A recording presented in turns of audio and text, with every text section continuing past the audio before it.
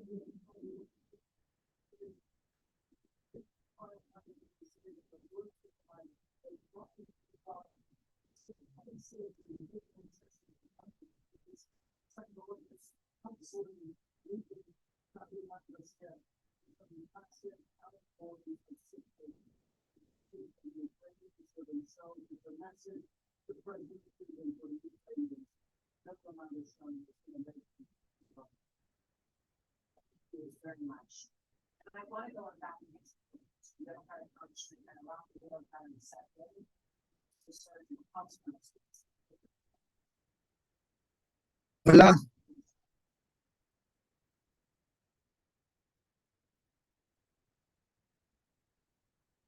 sí estoy compartiendo la pantalla.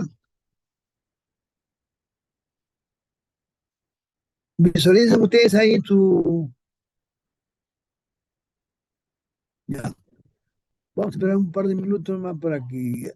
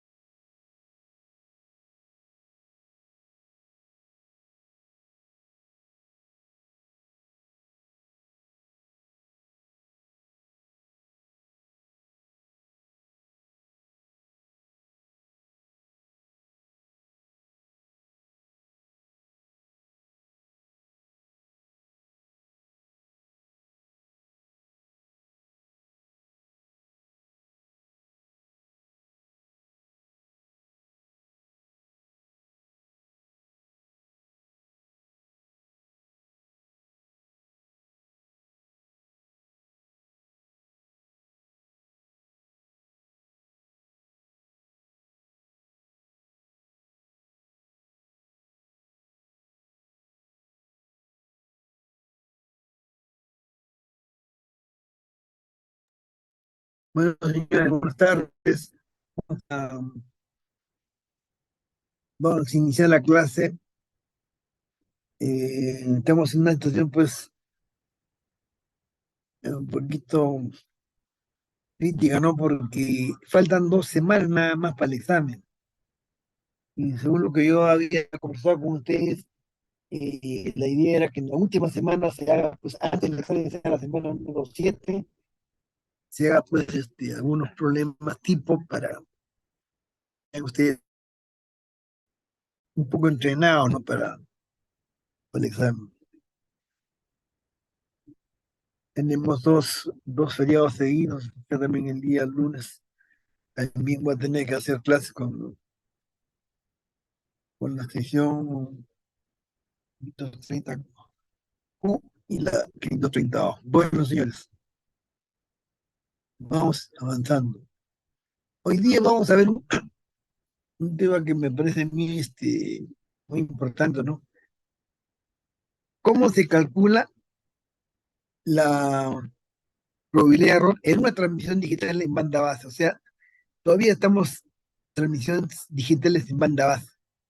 O sea, todo es puro pulso, pulso, pulso, pulso, desde el transmisor hasta el receptor, pasando por el canal.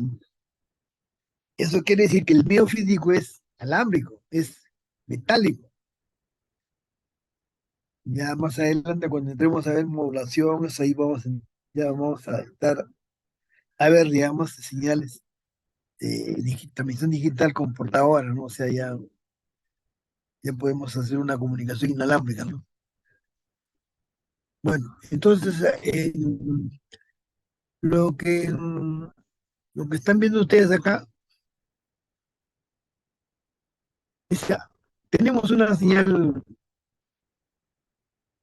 digital tipo, pues, que tiene pues una oración, digamos, T mayúscula, donde T mayúscula viene así la duración del símbolo o la duración, digamos, del bit, ¿no? Dependiendo, digamos, del tipo de cuánto vienes sacando. Y a la entrada del receptor, ustedes recuerdan, ¿qué cosas tenemos a la entrada del receptor? Tenemos la señal digital, lógicamente es muy probable que llegue con problemas, digamos, de formación de la señal digital y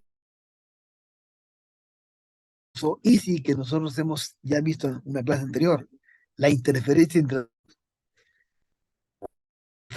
siempre van a errores en el receptor. Ya eso lo hemos estudiado y hemos visto cuál es la condición digamos, que tener todo el sistema, todo el conjunto para que sea cero teóricamente. Aquí me podría responder, tiene que cumplir un sistema de transmisión, digamos, tengo el transmisor, el canal y el receptor, inclusive la misma señal, digamos, que se está aplicando para que el ICI sea cero. A ver, ¿quién me puede responder?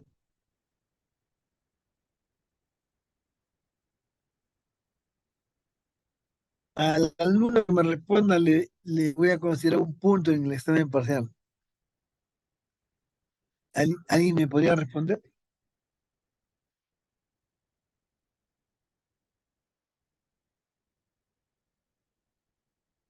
Bueno, no recuerdan ustedes.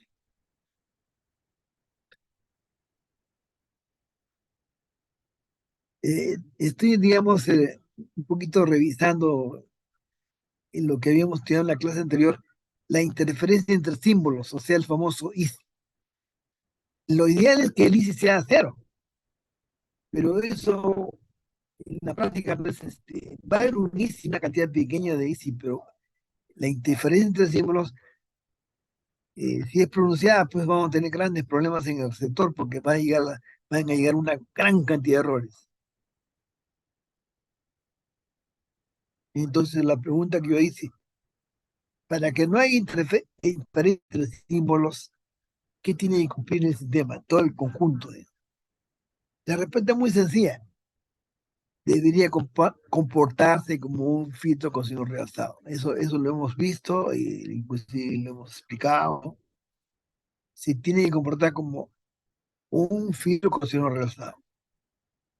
Ahí está, digamos, ya mostrado el gráfico del filtro con signo realzado en su respuesta en frecuencia. No es un filtro que una ecuación que tiene tres partes, ¿no?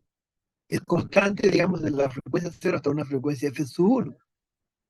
Y de la frecuencia f sub 1 hasta una frecuencia que se llama b mayúscula, eh, ese filtro, ya en ese intervalo entre el intervalo, digamos, entre F sub 1 y B mayúscula, eso se comporta como un coseno cuadrado, pues se llama coseno realzado. Y había una frecuencia intermedia ahí entre F1 y B mayúscula es el ancho de banda absoluto del sistema. Y básicamente eso ¿quién lo va a definir? El que lo va a definir es el medio físico, el canal. Ese es el que va. Si el canal tiene un ancho de banda muy reducido, van a haber problemas con ICE. Van a haber errores por ICE. Bueno, eso ya lo he explicado, por favor revisen eso. Ahora vamos a explicar qué otros problemas aparte de ICE podría haber, digamos, en una comunicación de transmisión digital. El problema del ruido. A la entrada del receptor, en el lado, digamos, al extremo del transmisor, porque tenemos el transmisor y el receptor se encuentra pues distante, ¿no? Digamos, del emisor. Ahí va a llegar una buena cantidad de ruido térmico. Ese ruido es el ruido que se genera, digamos, en los equipos, en componentes del transmisor, en el propio canal, porque el canal es el transmisor digital de banda base es metálico, es cobre, por ejemplo. Entonces va a llegar una cantidad de ruido bastante apreciable.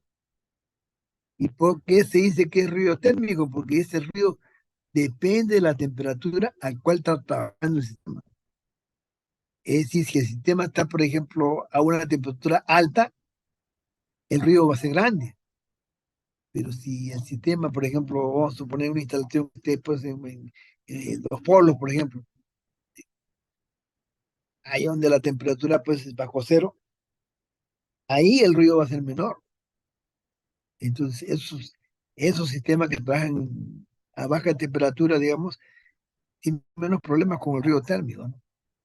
En cambio, los que están instalados, por ejemplo, en la costa o en todo caso, por ejemplo, hablando, digamos, de otros países, ¿no? En el África o en el desierto de Sahara, por ahí la temperatura es bien alta, ¿no? Ahí va a haber un gran problema de ruido térmico.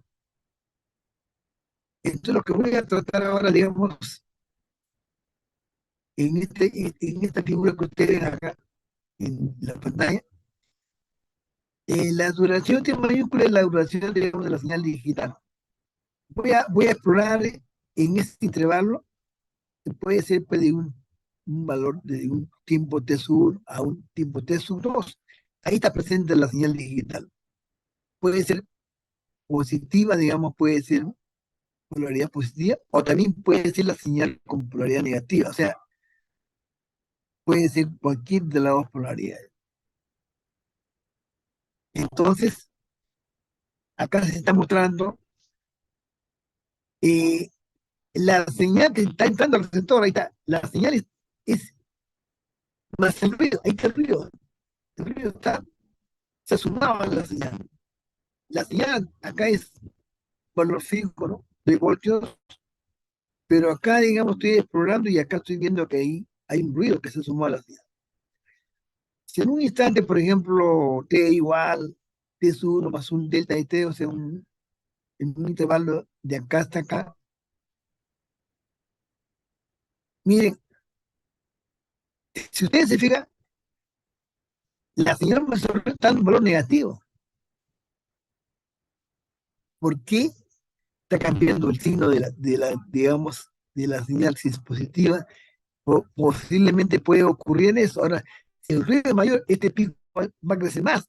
Entonces, va a ser más negativo. Ese es un error.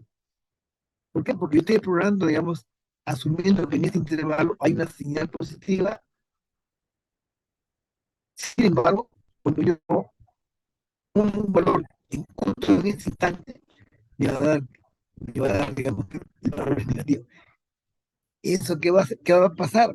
A la hora que se haga el proceso de recepción, ¿no? A la hora que se recupere la señal, a la salida del receptor, vamos a tener nosotros que tomar una decisión.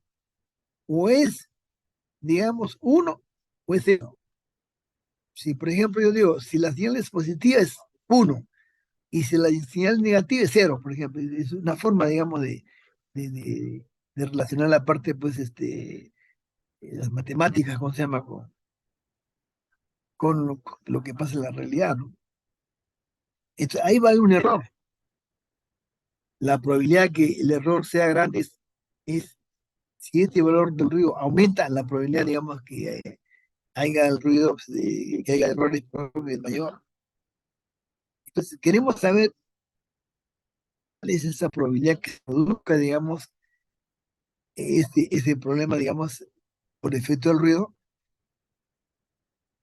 porque a la salida del sector hay un circuito que toma la decisión, que tiene que decir o es uno o es cero, en términos matemáticos, digamos, digitales.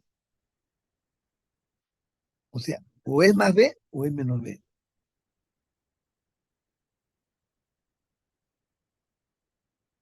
Entonces, vamos a analizar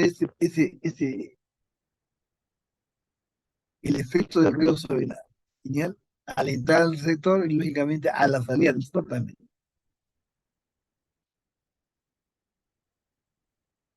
Para el análisis voy a tomar el receptor más sencillo que uno se puede imaginar, para demostrar, digamos, el efecto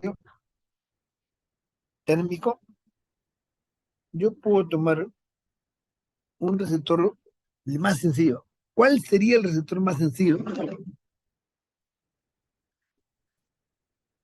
El receptor más sencillo que uno se le puede ocurrir es simplemente un integrador.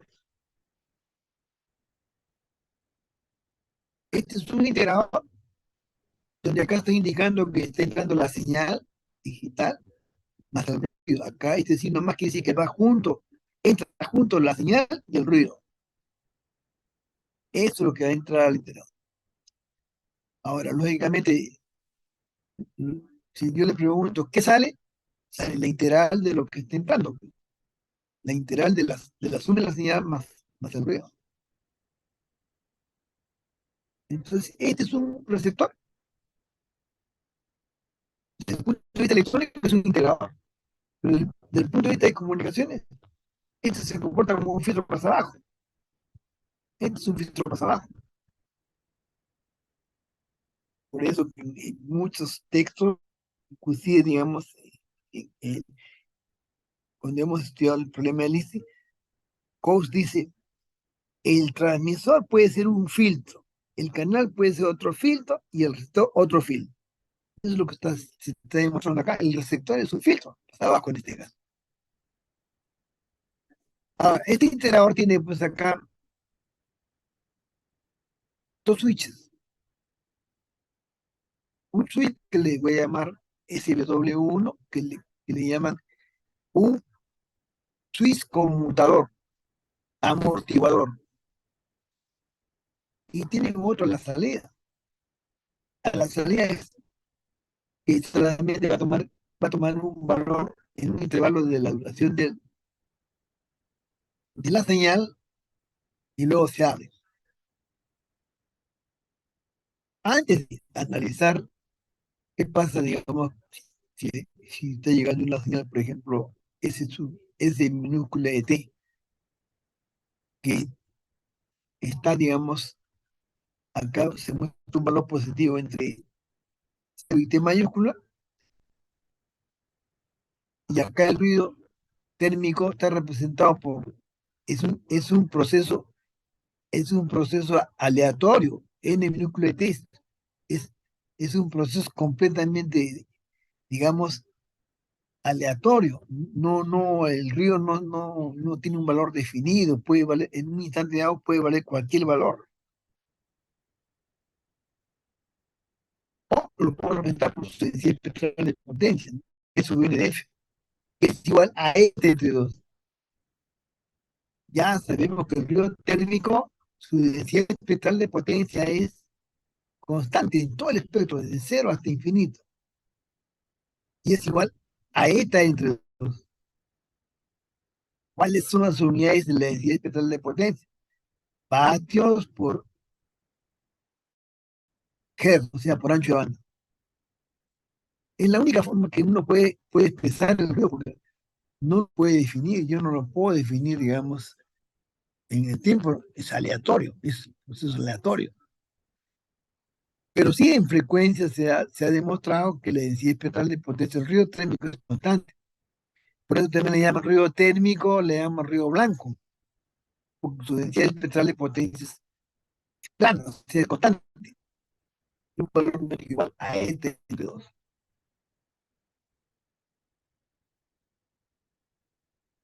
Antes de aplicar la señal y el ruido, yo acá no tengo ninguna entrada. Digo, en ese momento no hay señal, no hay ruido.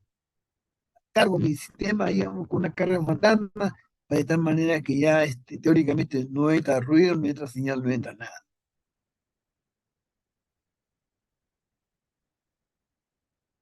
Este switch de acá se tiene que trabajar antes de que yo aplique la señal y el ruido que está acá a la entrada. Ese switch se cierra y se abre. Y se cierra un pequeño instante. Es una cosa rápida. ¿Para qué?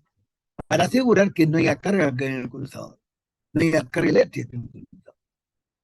Porque si esto está con carga, entonces a la hora que recuperemos la señal van a haber errores porque no hemos cargado el condensador. Entonces, este se cierra y se abre.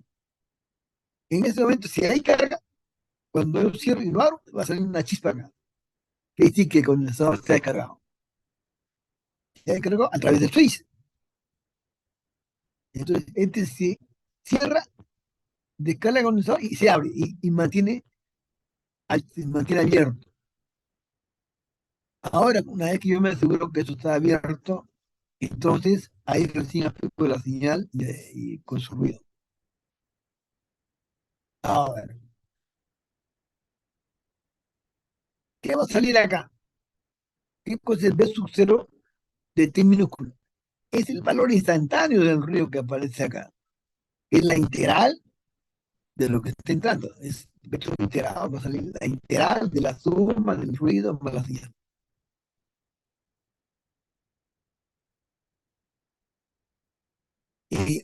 Voy a explorar en un intervalo, digamos, de duración, por ejemplo, vamos a suponer que sea dos niveles de un bit. T mayúscula es la duración del bit y que está ocupando toda la ventana del tiempo. Toda la ventana del tiempo. Entonces, lo que voy a hacer acá es, voy a hacer este switch y voy a tomar el valor en ese intervalo, o sea, de acá hasta acá. Entonces, cuando yo cierro esto, es como si estoy tomando una muestra de lo que está entregando el integrado. Eso como se llama peso cero del tema. Ese es el valor durante la exploración que hago, digamos, de la duración del bit, sea la siguiente.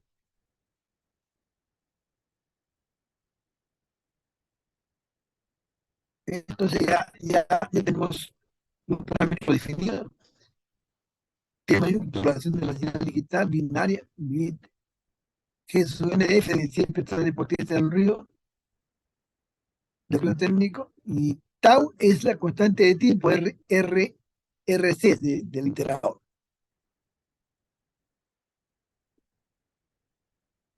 Ahora, acá también menciona, es el ruido blanco o gaussiano.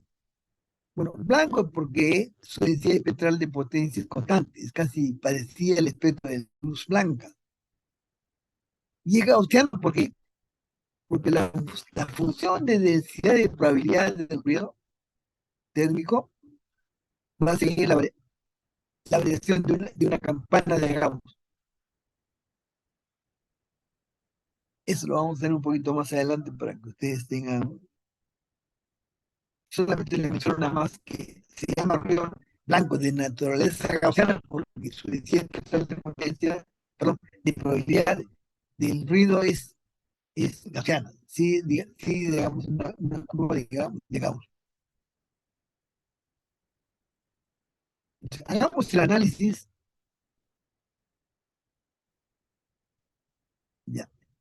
Dice, ¿qué sale? ¿Cuál es el valor de la muestra del ruido? Dice acá la muestra, o sea, B sub cero de T es a la salida de acá, B sub cero de T. O sea, cuando he cerrado eso, durante un tiempo T mayúscula, ¿cuál es el valor de la muestra? Simplemente va a ser el valor de la integral de cero a T mayúscula de la señal más el ruido, por diferencia de T. Entre, entre uno sobre todo, porque es entre uno sobre R por C. Esta es la integral de la suma de dos funciones. Entonces yo puedo separarlas y puedo decir que este resultado es el mismo que poner uno tratado de 0 a t de la señal digital, la integral de la señal, más uno tratado de la integral del ruido de 0 a t. Pero esto es completamente aleatorio porque yo no lo puedo definir en minúscula de t, es aleatorio.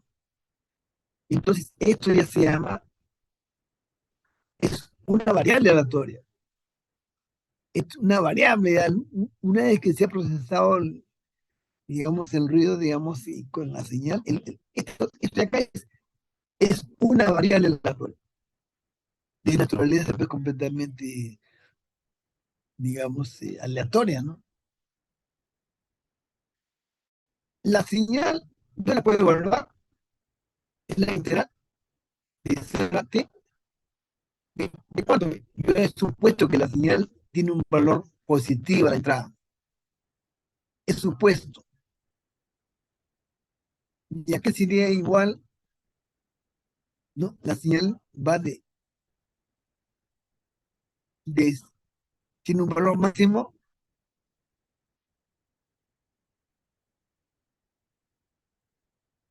tiene un valor máximo P mayúscula voltios. Entonces, si eso es así, la salida es, ¿cuál es la integral de un pulso? La integral de un pulso es una rampa. ¿Y cuál es su valor? Bueno, reemplazo acá, digamos, en la integral señal y hago pues la integral de sale P por T. Eso sería el valor de la señal en el momento que se está tomando la muestra, digamos, se ha mostrado porque cierro y tomo esa muestra, digamos, en ese intervalo. ¿Y cuál sería el valor de la integral del ruido? Simplemente es un n sub 0 de t mayúscula, es una muestra de ruido, pero no sé cuál valor tiene, eso yo no lo puedo evaluar, porque esto es totalmente aleatorio, puede tener cualquier valor. Entonces, acá tienen ustedes, estoy graficando la muestra de la señal, o sea, ese sub 0 de t mayúscula, le va a salir que va a variar entre b por t, entre tau, entonces lo que es un pulso es, o sea, una rampa sale acá y la salida, el literal de impulso. O si tiene valor negativo, va a salir el mismo valor B por t entre estados, pero con signo negativo. No te he puesto el ilustrar, nomás se ha puesto acá, pues, acá es positivo, acá es positivo, acá es positivo y acá es negativa. Así. La duración sigue siendo T mayúscula, T mayúscula. Ahora, grafico yo el ruido. ¿Qué puedo decir yo del ruido? El N sub 0 de T es completamente aleatorio. Ahí está, la pueden ver ahí. Varía, pues, sube, baja. Entonces yo, cuando T sea T minúscula sea igual a T mayúscula, voy a tomar una muestra de ruido. Ahí he graficado la muestra de ruido, por ejemplo, que podría ser este valor. O podría ser este valor, o podría ser inclusive invertido, o sea, con signo negativo. Ese puede salir cualquier valor, porque es completamente aleatorio. Esa sería la muestra de ruido que tomamos acá,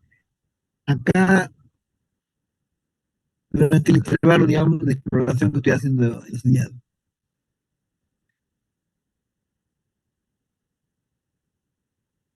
Ahora,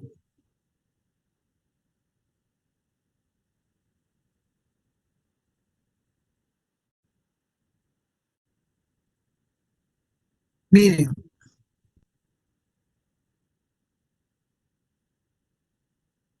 la varianza del N sub 0 de T mayúscula,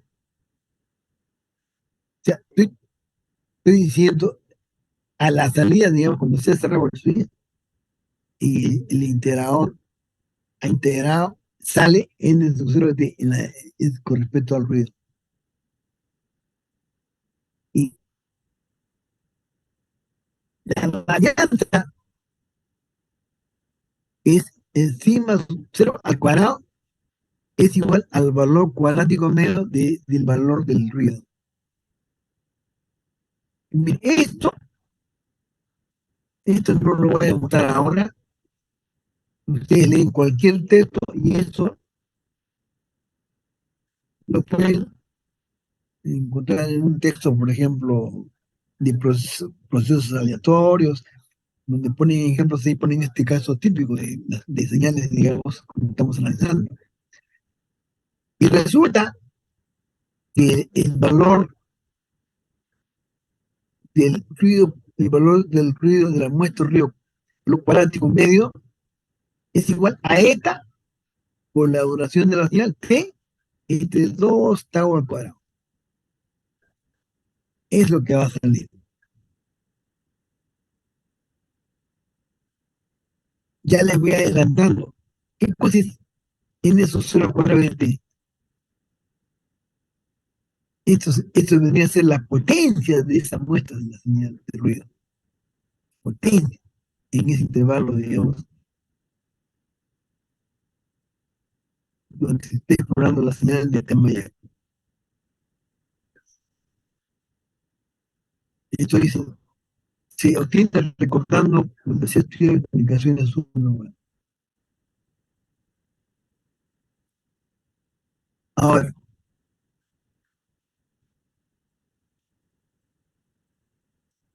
¿cuál es la función de transferencia del integrador? Un integrador en el tiempo es la integral, pero si lo vemos nosotros en frecuencia, ¿cuál es la función de transferencia de ese integrador? Es 1 entre J por omega. O perdón, 1 de J omega por tau.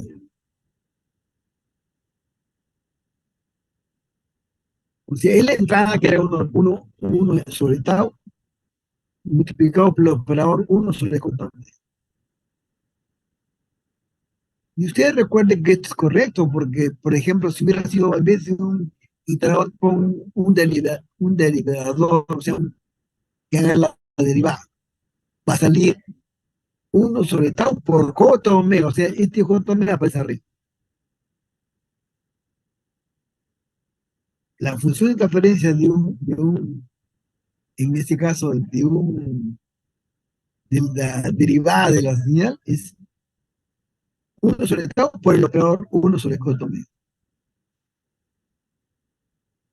Esa es la función de transferencia del iterador.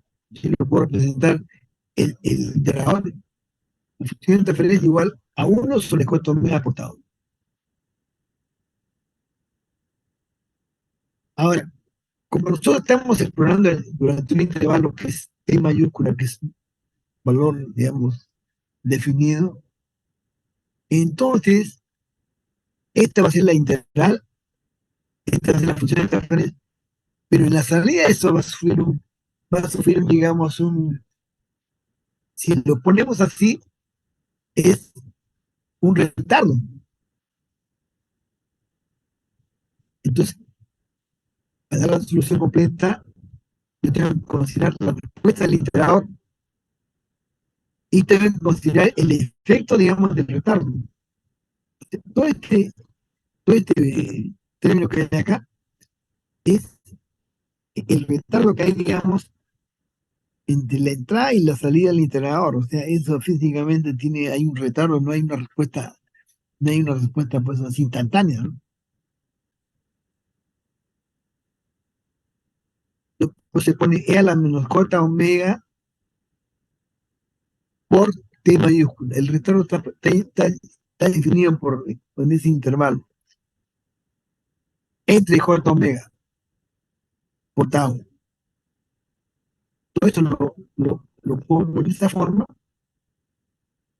y sencillamente la función de transferencia completa es uno menos e a la menos cuánto me da por d entre cuánto me da por tau.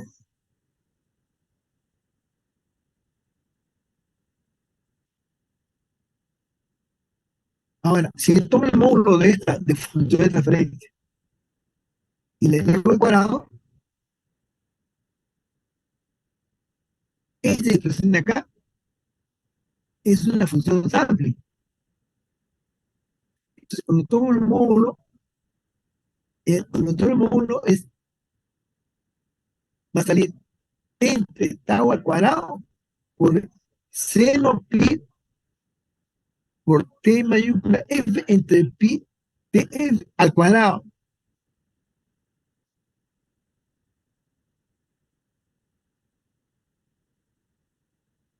Después estoy tomando el módulo al cuadrado, porque ahora yo voy a usar ese concepto y voy a calcular cuál es la potencia de ruido en la salida,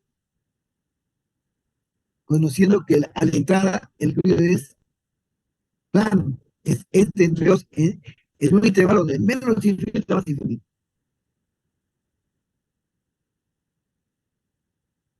La teoría dice, si yo tengo un circuito que tiene una función de transferencia H de F y le aplico una señal a la entrada, cuya densidad espectral de potencia, digamos, es n sub 0, o perdón, eta entre 2, lo multiplico. Esto me va a dar el ruido que tengo en la salida, que va a salir, en este caso va a salir esto lo que paso acá, eso lo pongo acá, y me va a salir eta entre 2 por t entre tau al cuadrado. Y por la integral de la función sampling al cuadrado.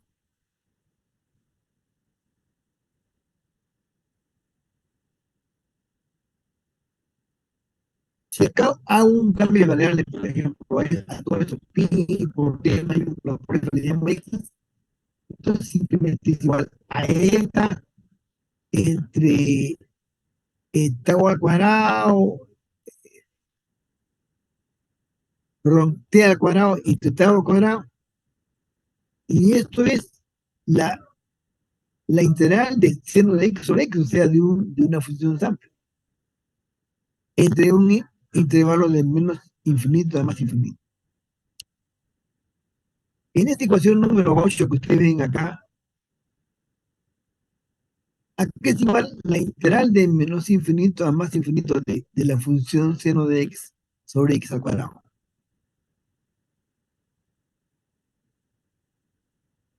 Esa integral tiene un valor que es igual a pi. Entonces, con esta integral la reemplazo por pi y al final me va a salir eta entre t, 2 pi tau al cuadrado por pi. Este pi que está acá arriba se va con este pi que está acá abajo y me va a salir a la salida eta por t entre 2 tau al cuadrado.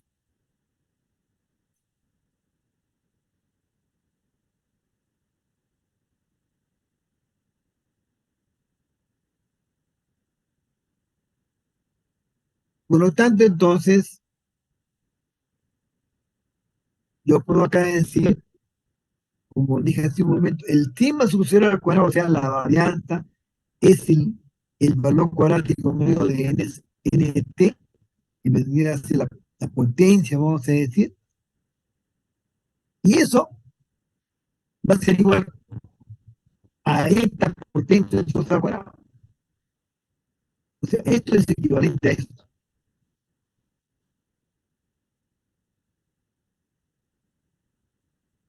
Por lo tanto, entonces ya tengo ya un valor acá del ruido expresado en términos, digamos, de su varianza y con el último resultado que es igual a eta por t entre 2 tau cuadrado.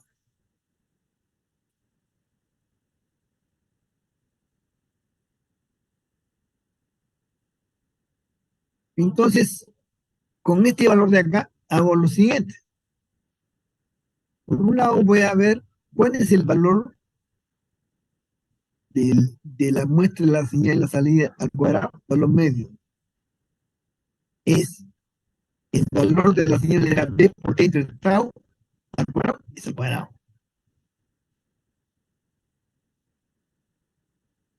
¿Y cuál es, digamos, el valor del ruido? Es el n sub 0 de t módulo al cuadrado. Ya está. O sea, este valor de acá.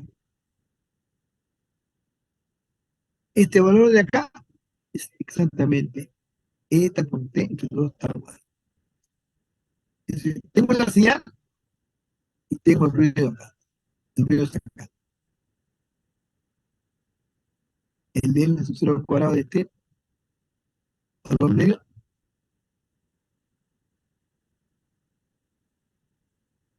Si a mí me dicen ahora, como se hace, por ejemplo, en comunicaciones analógicas, ¿qué relación hay entre la potencia de la señal y la potencia del ruido? Bueno, acá estoy diciendo, voy a tomar en cuenta el módulo de ese valor al cuadrado entre el módulo de la muestra de ruido al cuadrado.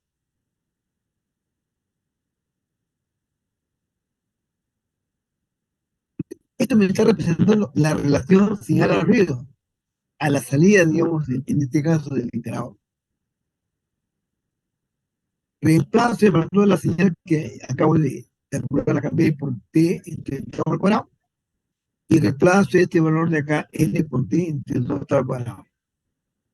Simplifico, me va a dar que es igual a 2 entre eta por b cuadrado por t mayúsculo.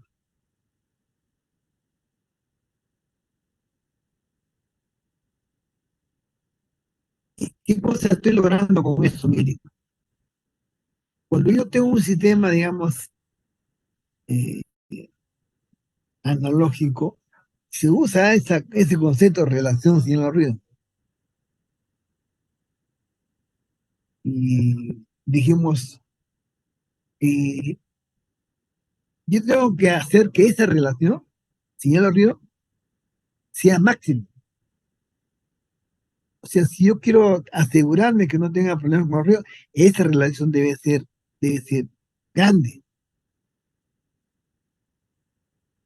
Entonces, la relación solar acá depende de la señal al cuadrado por la duración, digamos, en este caso de la señal, entre dos eta, que es representable, o es lo que llamaría la señal de ruido va a variar de acuerdo con esta relación. Entonces, es una analogía, ¿no? Porque en realidad, cuando ya hablamos de ruido, digamos, en señales digitales, no se usa ese concepto de relación señal al ruido. El concepto que se usa es tasa de bits cerrados. La tasa de bits cerrados. En cambio, en comunicaciones analógicas se habla de la relación señal al ruido. Pero en lo que estamos haciendo es válido porque yo quiero llegar a la siguiente conclusión. Yo digo, tengo que maximizar esta relación. Entre más grande sea esta relación, voy a tener menos problemas con ruido, va a haber menos errores. Entonces, para que esto tenga, para que sea una transmisión de buena calidad, vamos a decir, eso tiene que ser grande. ¿Y cómo puedo hacer que esto sea grande? Con ruido no puedo hacer nada, porque el ruido es un parámetro que llaman lo es el sistema, digamos, lo que está ahí. Eso no lo, yo puedo estimar un valor, pero yo no lo puedo controlar. Lo que puedo controlar es el nivel de la señal digital y la duración de la señal digital.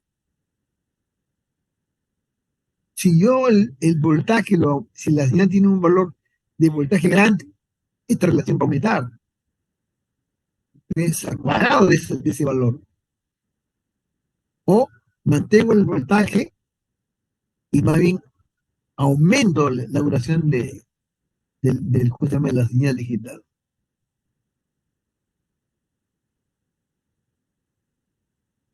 Pero,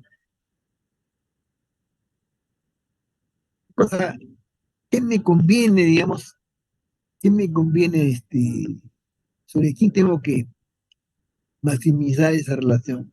¿Aumento el voltaje o aumento la duración de la señal?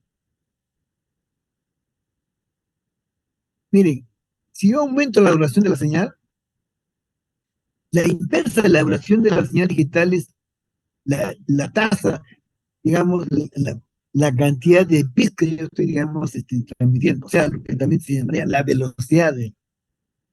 Si la duración del bit se hace más grande, la transmisión se hace más lenta. Porque estoy aumentando la duración, digamos, de la señal digital. ¿Me conviene hacer eso? No, pues porque estoy sacrificando mi sistema, digamos, se va a hacer más lento. ¿Ya? No modifico la velocidad, mantengo el tema. Entonces, aquí uso esto yo puedo ponerlo un valor grande y me va a dar una buena relación. Pero eso en la práctica, pues, eso no es muy, digamos, no es una buena práctica, vamos a decir, aumentar mucho el valor de voltaje.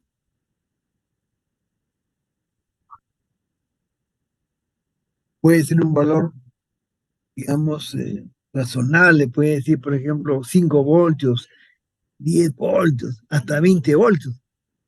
Pero que a alguien se le ocurre decir, voy a mandar la señal digital con un voltaje de 100 voltios, ¿qué va a pasar? Y aumento el voltaje de la señal digital que va a ir por el medio físico que es cobre, si fuera una línea telefónica, simplemente la voy a fundir a la línea, la voy a perforar a mayor tensión que someto yo, digamos, en este caso, un par de hilos, yo puedo dañar, pierde el aislamiento, se funde, se cruza y se acabó el sistema, se para el sistema. Entonces, eso está regulado por las normas, digamos, de comunicaciones en, en pares telefónicos o pares trenzados, digamos, en la red de datos. Yo no le puedo meter cualquier voltaje. Tengo que medir el voltaje y la norma dice, para tal aplicación no debe ser mayor, por ejemplo, que puede ser, digamos, 24 voltios. Es razonable, pero en la vida la metería pues, 100 voltios, 200 voltios, porque el par telefónico se va a fundir, ¿no? Ahí está la norma. Y por otro lado, todavía peor. En un cable, por ejemplo, de comunicaciones, no solamente va un par de hilos telefónicos o un par de hilos trenzados, si fuera datos, van, digamos, pueden ir 100, 200 pares. ¿Qué problema entonces ahora, suponiendo que se respeta, digamos, que no pongo un voltaje muy grande para no fundir los hilos, es si dos pares están destinos y por uno manda una señal digital,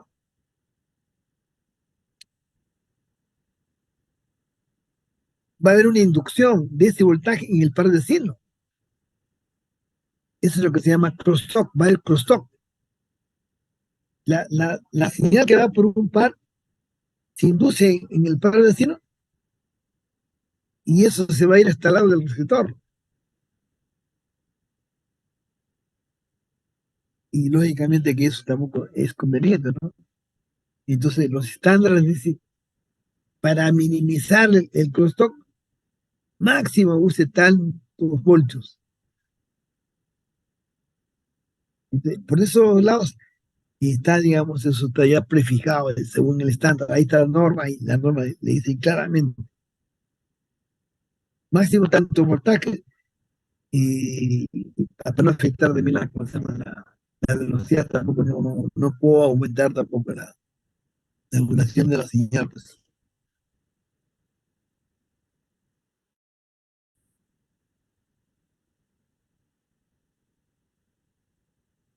Entonces hay normas, eso está estipulado en la norma de la RC232C, de acuerdo con el protocolo que yo trabajo, porque las aplicaciones están en función, digamos, de qué tipo de señales voy a transmitir ahí con un patrón, con un código ahí que me va a asegurar que eso funcione y que cumpla pues que sea una buena transmisión, por ejemplo, que no haya problema de sincronismo y también el problema de la pérdida, ¿no? Como es un medio alámbrico, yo no puedo tener un cable telefónico, por ejemplo, 10 kilómetros. Si fuera pues, señal de PCM, que es lo que más se usa, el PCM, con el estándar nada más digamos, del sistema, del sistema europeo, que es el CEPT, en telefonía multicanal, dice, cuando yo convierto a PCM, yo puedo transmitir ahí, por un par telefónico, puedo transmitir 30 canales de voz en forma digital, más más dos canales más para el sincronismo de la señal y, y la señalización a la parte de control. Por eso que son 30 más 2. En total son 32 canales de 8 bits cada uno. ¿Por qué? Porque cuando convierto a PCM, cada, cada muestra de la señal analógica que estoy tomando, estoy generando 8 bits. Eso lo hemos visto ahí cuando hemos estudiado PCM.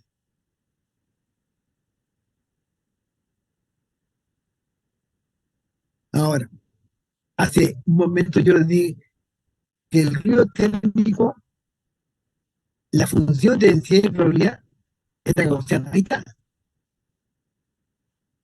es la función que relaciona el tamaño de la muestra, dice el tamaño de la muestra, va a seguir una ley gaussiana en cuanto a la densidad y probabilidad de la muestra de ruido, donde nosotros sabemos que si más sub 0 al cuadrado es la varianza, y que en su momento la variante es igual al valor cuadrático mío de la muestra de ruido. Entonces, ¿eso qué cosa quiere decir? Que si yo pongo acá tamaño de la muestra del ruido térmico y pongo acá la función de densidad y probabilidad, F sub n sub 0 de t que sigue esta regla, entonces esa variación va a ser gaussiana en la curva de Gauss.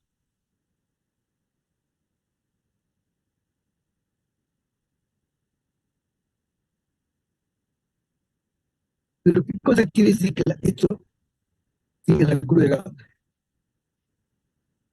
Miren, lo que está diciendo es que esto es como decir, yo acá tengo la probabilidad, digamos, la probabilidad de ocurrencia. Suponiendo que el valor máximo sea la máxima probabilidad y la mínima probabilidad es cero. Entonces, lo que está diciendo esta curva es que si yo, si yo, por ejemplo, tomara una foto o lo metiera a un instrumento, digamos, que tenga memoria del ruido, va a ser una variación completa de la historia. Para la voz, y se ha demostrado que, no, perdón, para el ruido se ha demostrado que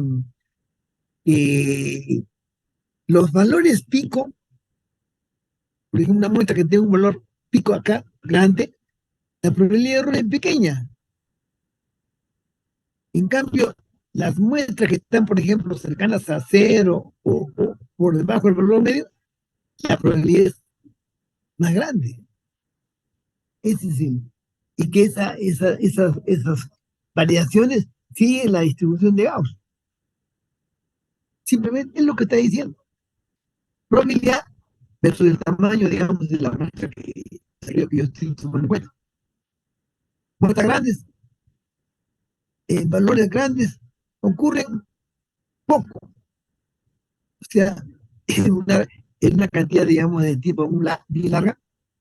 Yo encuentro ahí, por ejemplo, puede ser 100, pero si veo en los valores de las señales, digamos, que están cercanas a cero o un poquito más, la probabilidad es mayor, aparecen con más frecuencia. Eso quiere decir. Y su variación es demasiado. Entonces, ¿para qué me sirve esta curva? Yo les voy a demostrar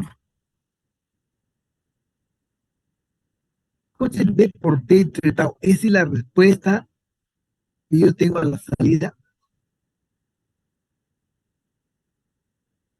De hecho, el tamaño del pulso a la salida,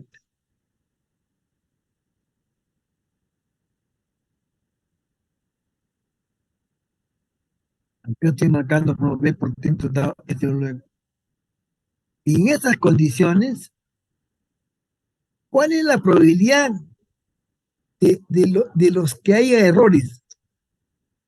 Entonces se demuestra, vamos a verlo más adelante, se demuestra que la probabilidad de que ocurran errores es el área que está subtendida entre de este valor B por T entre tau a infinito. En otras palabras, si yo me voy más a la izquierda, o sea, pongo este valor más pequeño, la probabilidad de error aumenta porque el área yugular, que es literal, aumentar. Entonces eso me está diciendo de que este valor tiene que tener un valor más o menos grande para que la probabilidad de error sea pequeña. Y tiene sentido pero, con lo que acabamos de decir. Cuando juego yo con valor digamos, de la señal B voltios, y con la duración, digamos, de la señal, a mí no me conviene que este valor, o sea, que esto lo ponga más a la izquierda, porque tengo más probabilidades de que se cometan errores. Y la probabilidad va a ser la integral de este valor, que vendría a ser como un umbral de este valor a infinito.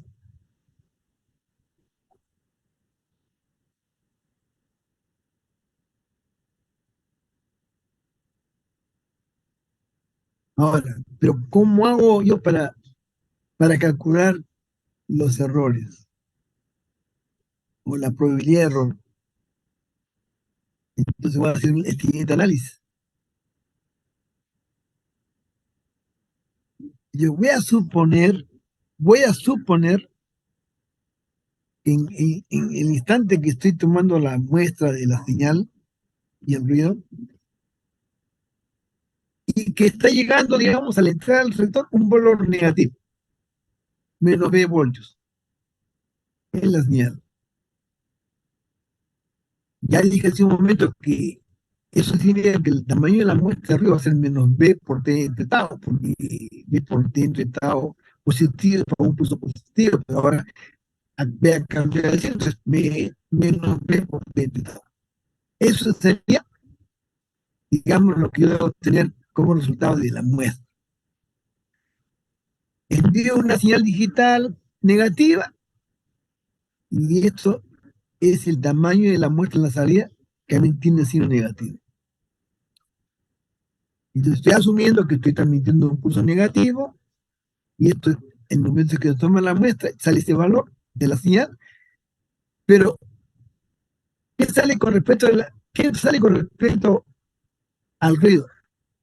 No sé, ya, pero vamos a suponer que en ese momento que tú has supuesto que la señal a la salida es negativa, voy a suponer que en este momento el valor del ruido, en este caso, ¿cuál sería el valor del ruido? El valor del ruido sea que el valor del ruido sea positivo, la muestra, o sea, en ese momento la señal es negativa, pero estoy suponiendo que acá, estoy suponiendo, ¿no? En ese momento la señal, perdón, el ruido es positivo. Si ese valor n sub 0 es positivo y más grande en magnitud que B por dentro de tau, ¿cuál sería el valor de la muestra total? La muestra total sería la señal que es S sub 0 por T más N sub 0 por T. Y estoy asumiendo qué cosa. Estoy diciendo que el ruido es positivo y más grande en magnitud que este valor. Si tú mueves esto, ¿qué va a pasar? Le va a dar un valor positivo. Si N sub 0 es mayor que S sub 0 de T, este resultado va a ser positivo. Ese es un error. Si eso ocurre, ese es un error.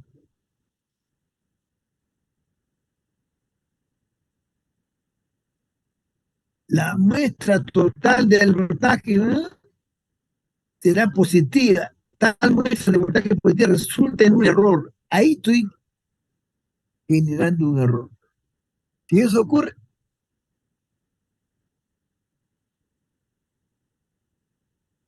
la posibilidad es grande que salga la señal positiva. Tengo una señal negativa, tengo un ruido positivo y más grande que el valor, digamos, de la señal, valor absoluto, entonces ese resultado es positivo. Ahí es una causal de error. ¿Cuál es la posibilidad? La probabilidad de que eso ocurra es la integral de la función de densidad y probabilidad, o sea, de la curva de Gauss, desde B por T entre tau a infinito. Justamente lo que había acá. La probabilidad es la integral, o sea, el área de la función de densidad y probabilidad desde B por T entre tau a infinito. Es lo que estoy haciendo acá. Reemplazo la función de densidad y probabilidad por E a la menos n sub 0 al cuadrado de T entre 2 sigma sub 0 al cuadrado entre la raíz cuadrada de 2 pi por sigma sub 0 por diferencial de n sub 0 por entre este valor. Para verlo más sencillo, vamos a hacer un cambio de variables para dar una forma mucho más sencilla, más práctica. Yo voy a introducir en cambio de variable, voy a llamarle x al producto de n sub 0 de t mayúscula entre la raíz cuadrada de 2 por sigma. Acá le faltaba, acá es sigma sub 0. Entonces, reemplazo acá, y ¿qué va a salir? Va a salir un medio de 2 entre la raíz cuadrada de pi, integral de x, que es igual, en este caso, a b por la raíz cuadrada de t entre eta,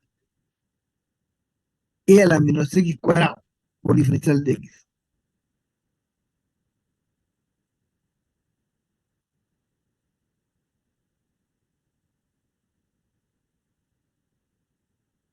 Esta ecuación que ustedes ven acá, 2 raíz cuadrada de pi por esta integral, esta es una integral que no se puede evaluar, eh, así digamos, analíticamente. Esto se conoce como el complemento de la función de error. Entonces, todo este integral, todo esto de acá, es el complemento de la función de error. Entonces, yo por eso, esto es igual a RFC de qué? De B por raíz cuadrada de T entre eta. Este B que está acá lo meto acá al cuadrado, lo meto y esta raíz cuadrada la pongo como un medio. O sea, acá queda B cuadrado por T entre eta, raíz cuadrada a un medio.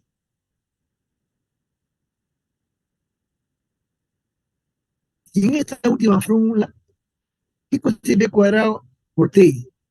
Es la energía contenida en la señal digital.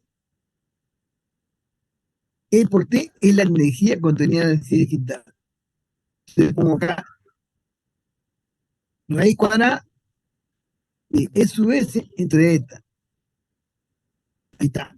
Un medio de RFC de la raíz cuadrada de la energía contenida en la señal digital con respecto al ruido.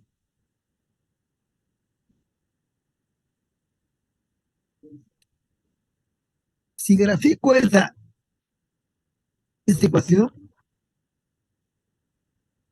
pongo probabilidad de error acá y pongo acá esta variación, un medio de RFC raíz cuadrada de su S entre eta, o sea, eso de acá a la un medio, va a ser esta variación.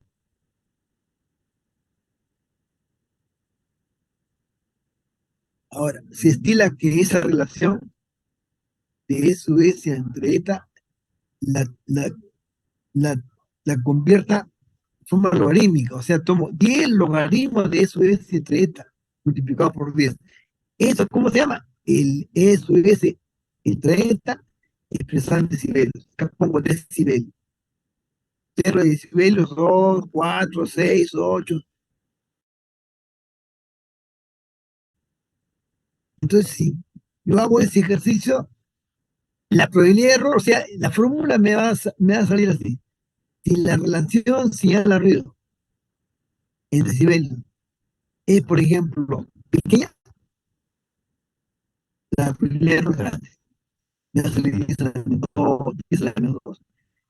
Pero si yo esa relación aumente, yo puedo decir así, así, y me vaya, por ejemplo, a 14 y 6, la probabilidad de error va a pasar de 10 a la menos 5, 10 a la menos 6, 10 a la menos 7, la probabilidad de error disminuye.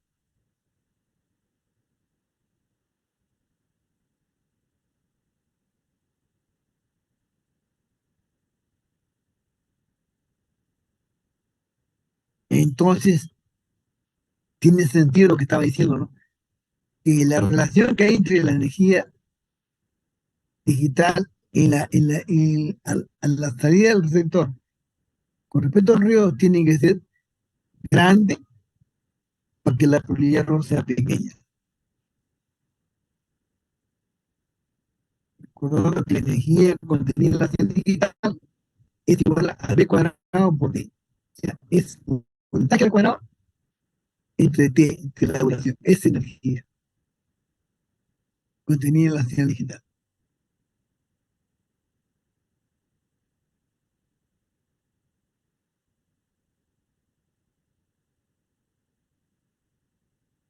Ahí entonces está demostrado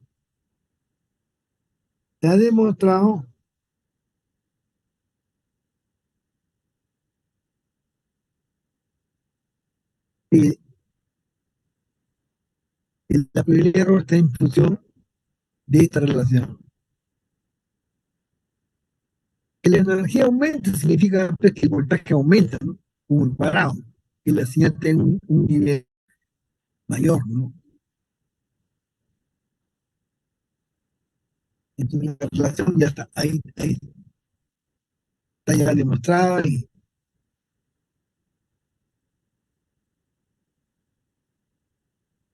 Y ahora,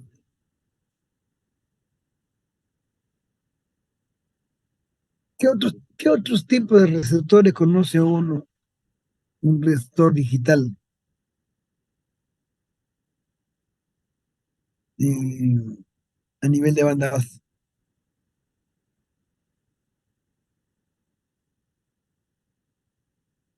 partes del integrador, tengo dos opciones más, que la vamos a ver con más detalle un poquito más adelante.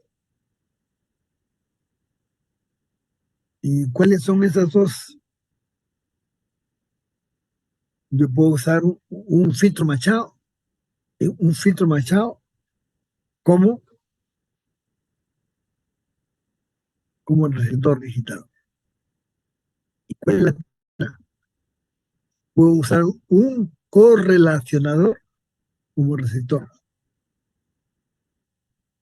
Ahora, yo les adelanto,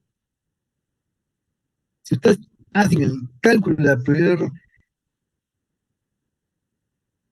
y hacen el cálculo de la probabilidad de error en el filtro machado, y luego hacen el cálculo de la probabilidad de error en el correlacionador, van a llegar al mismo resultado, o sea, van a llegar a esta curva,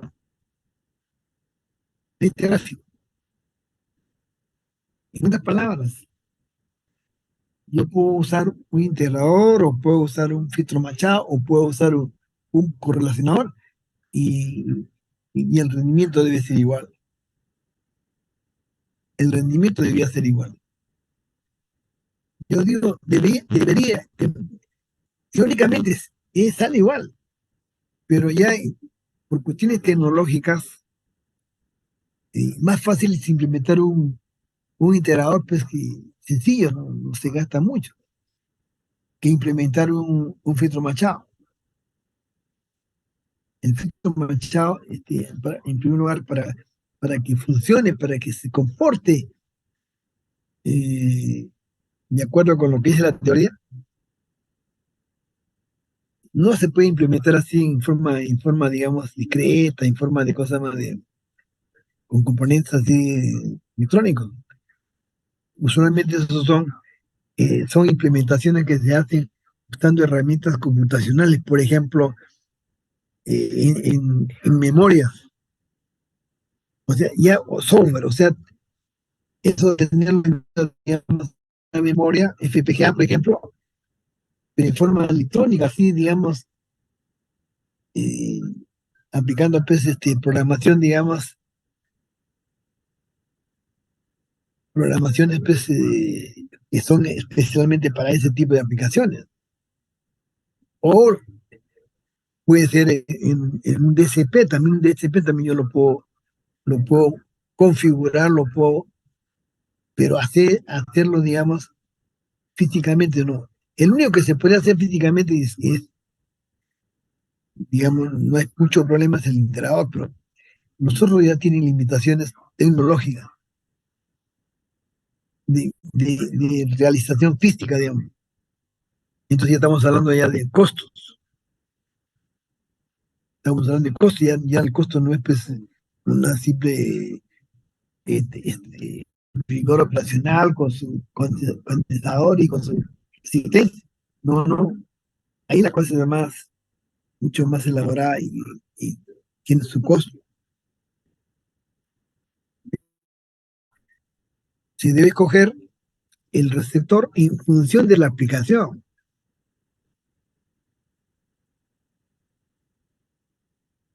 Por ejemplo, ¿cuál sería una limitante, por ejemplo? La velocidad de trabajo, la velocidad con que trabaja, digamos, el dispositivo, ¿no? En este caso, pues, dame el filtro machado o el condicionador. Es más complicado, pero se logra trabajar con mayores velocidades, o sea, se presta para trabajar con más velocidad, cosa que no se puede hacer con el entrenador, porque el entrenador tiene un límite de respuesta, vamos a decir, y eso ya es la limitante, digamos. Lo interesante es que se tiene el mismo resultado, se llega exactamente a lo mismo, al mismo gráfico, a la misma ecuación.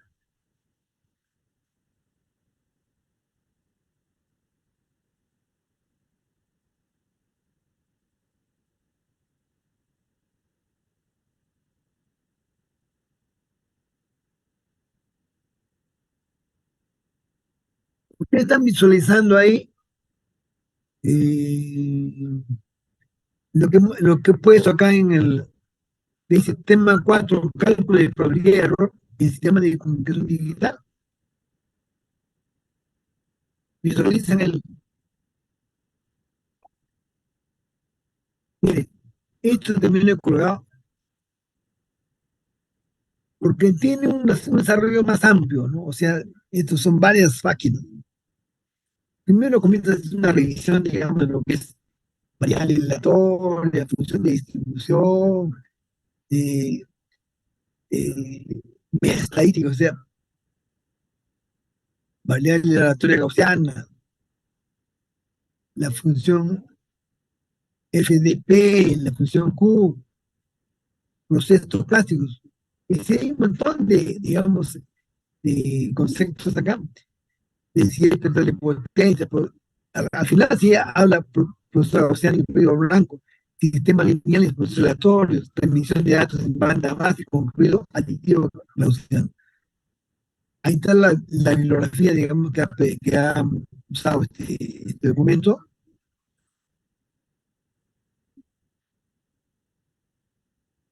Y acá está todo el desarrollo, todo el desarrollo. Que quiere, el que quiere, digamos, un poquito más, presenta un sistema completo de comunicaciones digitales, ¿no?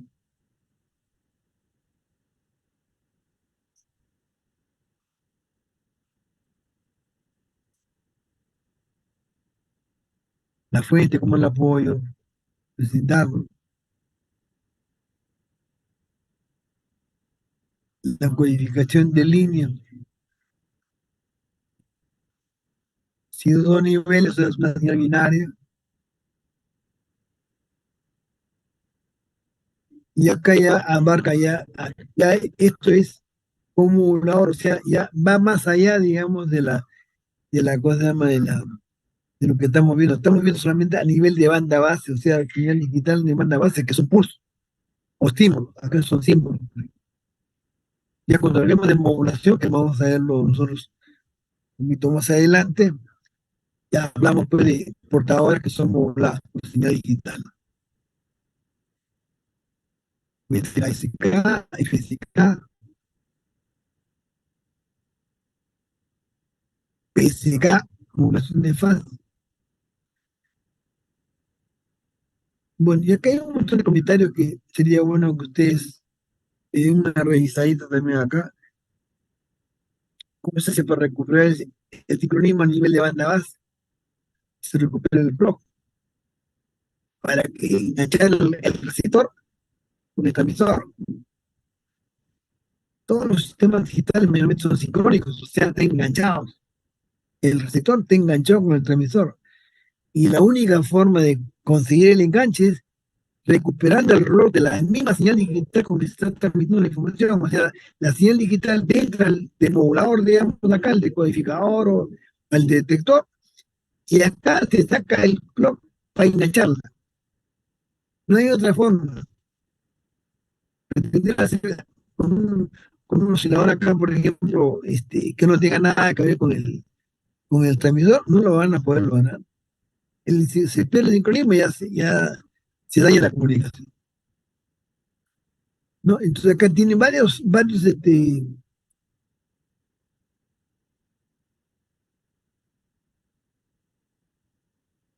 acá un concepto de función de densidad y probabilidad,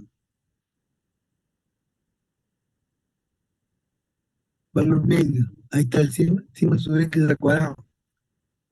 Y hay términos más matemáticos, ¿no?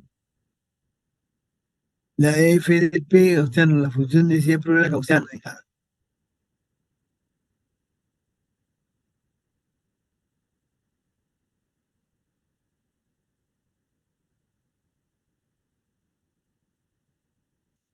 La relación que hay, por ejemplo, entre la función RFC con la función Q. En algunos textos, esta integral de acá la llaman función Q.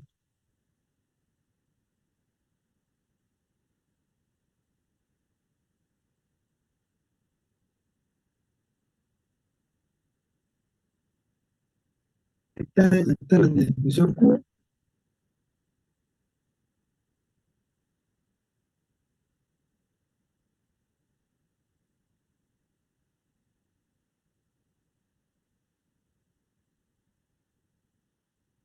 quiero andar a ahondar más sobre esta parte, ¿no?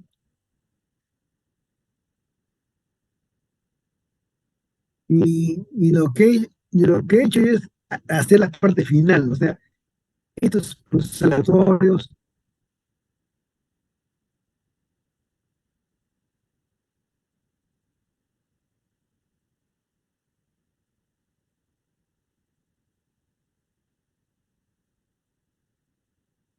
hay bastante matemática,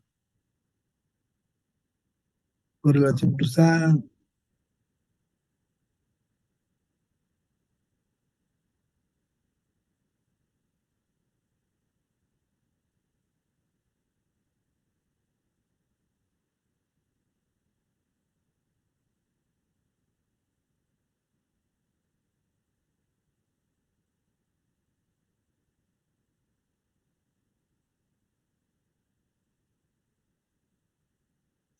hay bastante acá, ¿no? Tienen ustedes para, pero no, yo no pretendo, digamos, hacer- eso, eso tiene más, tiene que darle potencia, el teorema de Winning-Kitchener,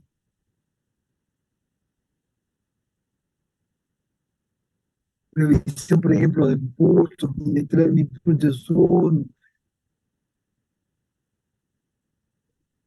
la transformar en Fourier de una señal XDT, si es un impulso, es con una revisión pues, a la teoría, digamos, ¿no? Yo multiplico ese modular, modular es multiplicar una función por un coseno, en frecuencia el perro se desplaza a la posición, digamos, de la portadora de estos cerros.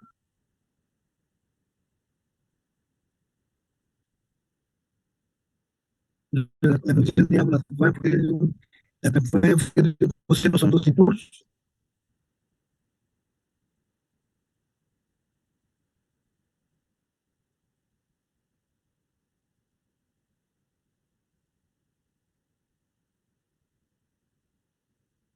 Más, más, más,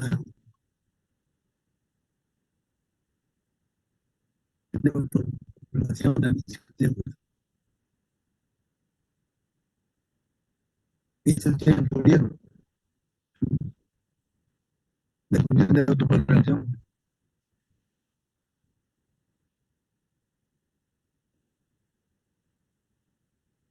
Está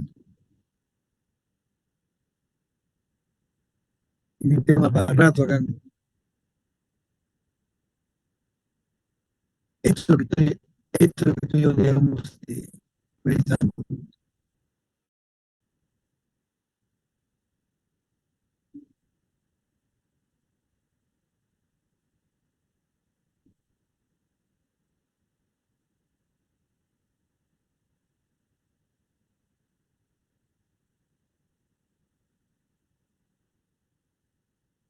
Y por último, vamos a llegar a la parte final, es lo que yo estoy,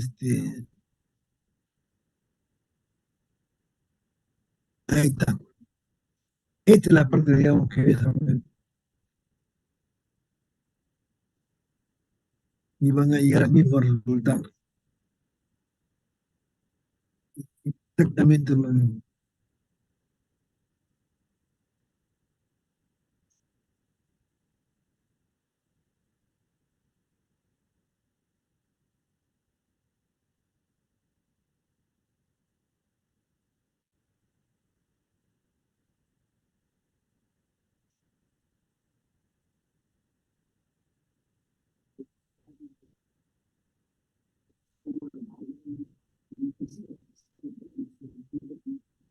Y acá se el ejemplo, un ejemplo al final,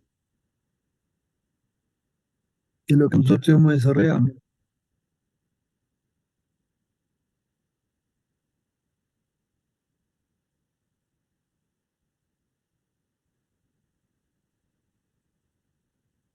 Bueno, Eso está en la ala virtual también para que ustedes den una revisadita.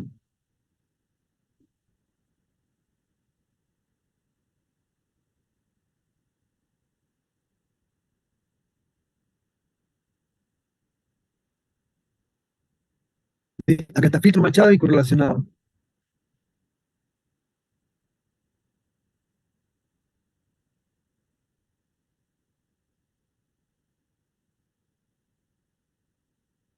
A ver, vamos a ver.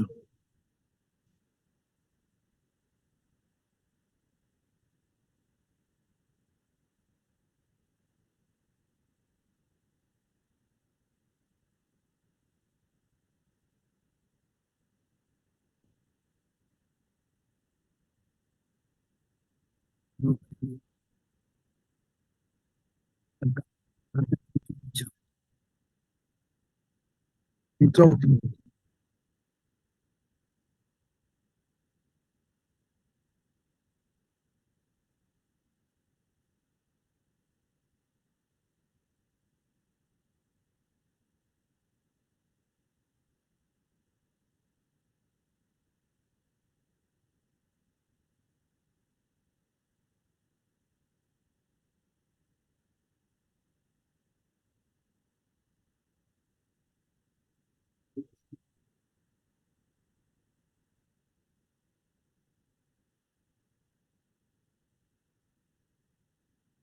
Eso es lo que vamos a ver en la próxima clase.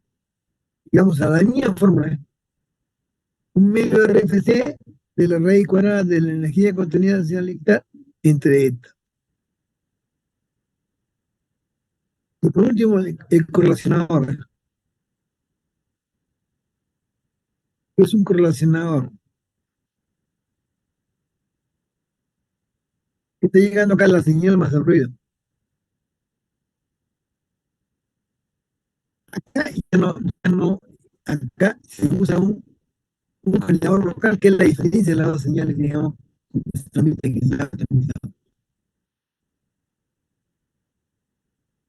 Y esa suma, digamos, o perdón, el producto acá, es un multiplicador en el tipo de señal local con la señal que está entrando. Este se mete a un integrador y se toma la muestra acá.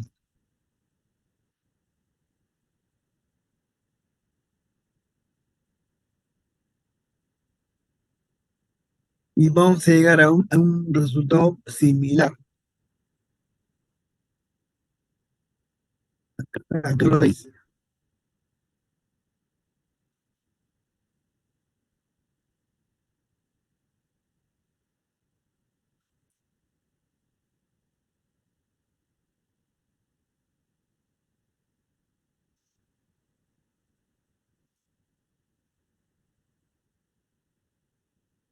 Ya que entonces la población de computadores.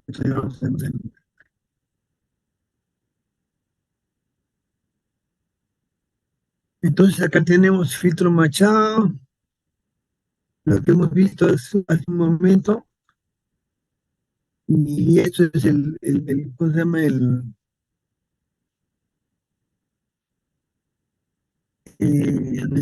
desarrollo previo, digamos, matemático, todo, con todo sustento, ¿no? Para que ustedes ahí todo. ¿Qué otra cosa más hay?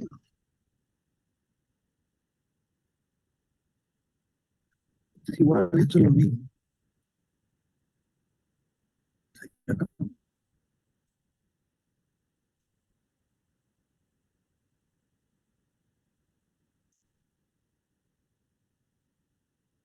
Ahí está, es lo mismo que vamos a desarrollar nosotros. Pero esto habría que enderezarlo porque está medio. Pero usted tiene bastante material ahí ustedes para.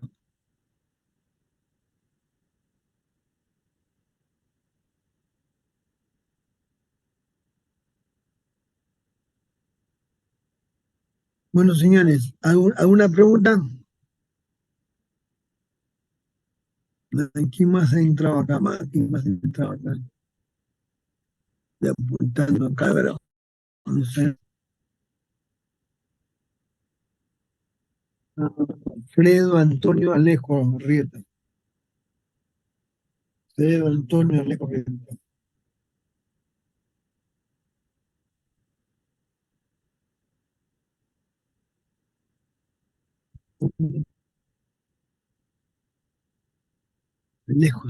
Alejo Rieta.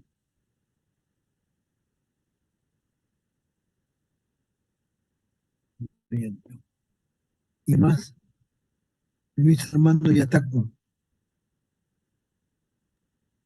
Luis Armando. ¿No?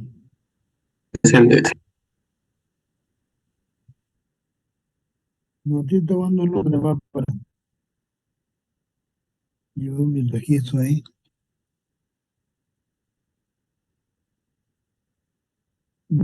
Ya, Kevin Osorio. Kevin Osorio.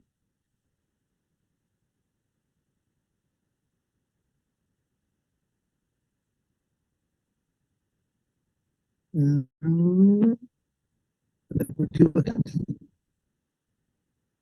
Torres, Leandro,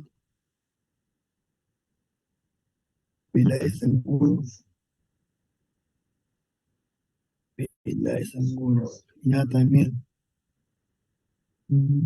Michael Andrés Maraví. Michael Andrés Maraví.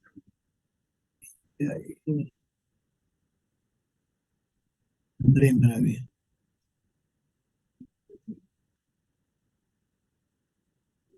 ¿Y más?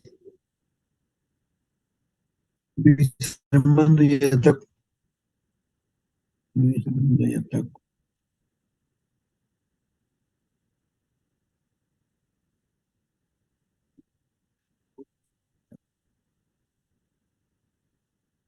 Mm, Kevin Osorio. Ese ya está que Fred Antonino Alejo Torres.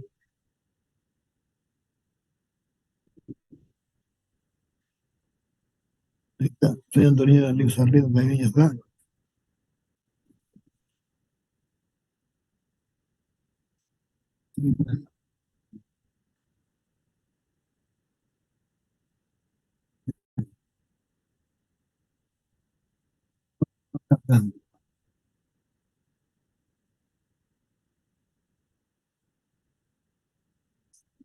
Vamos a, vamos a ver acá. Siete. Siete. Uno, dos, tres. Cuatro, cinco, seis, siete.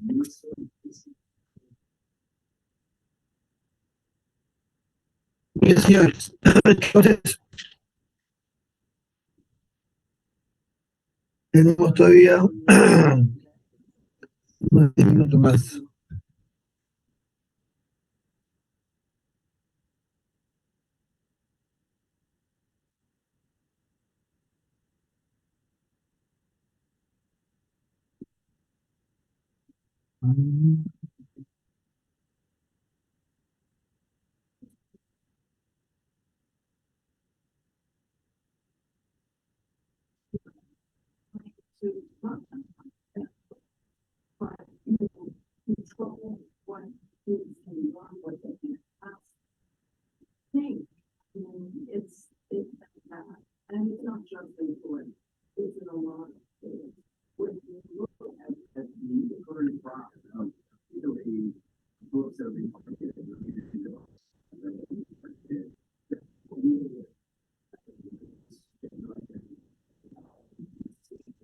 Bueno, señores, creo que por ahora es suficiente porque tenemos 2 semanas más y como les digo, la última semana vamos a hacer problemas de todo lo que hemos visto. Y en la próxima semana vamos a revisar un poquito más esto del filtro Machado, sobre todo la demostración de que, de que los tres tienen el mismo rendimiento, ¿no? El integrador, el filtro Machado y el correlacionador.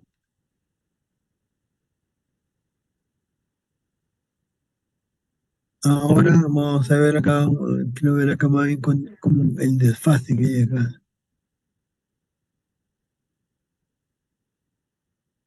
Claro, ya entramos, ya de frente entramos comportados, ¿no? Entramos comportados.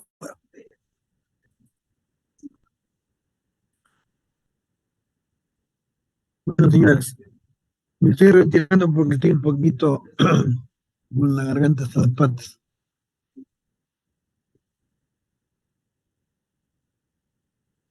Bueno, señores, voy a dejar de compartir. Nos estamos viendo y que pasen un buen día.